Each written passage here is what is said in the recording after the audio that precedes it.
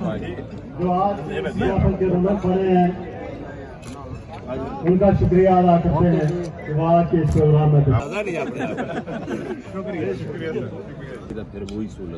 آخری سوال، آج آپ کیا محسوس کر رہے ہیں ہماری یہ تاجر برادری ہوٹل والوں کے ساتھ؟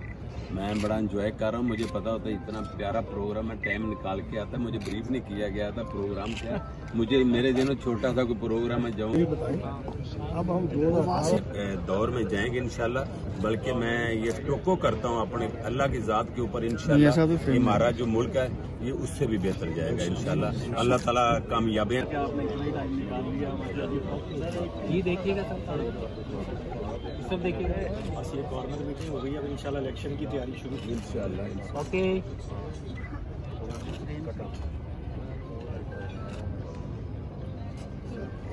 شبان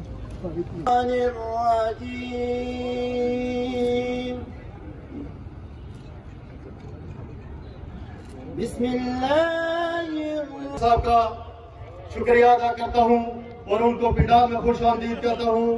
سامعین عزیز ہو کر اب باقاعدہ آج کے اس پروگرام کا آغاز کیا جاتا ہے. آج کے اس پروگرام کے آغاز کے لیے میں حافظ ملک مشتاق صاحب سے گزارش کرتا ہوں کہ وہ اسٹیج پہ آئے اور پاک اللہ تعالیٰ کی پاک کلام سے آج کے اس پروگرام کا آغاز کریں. حافظ ملک مشتاق صاحب. بہت شکریہ ملک صاحب, تھینک یو. Sir G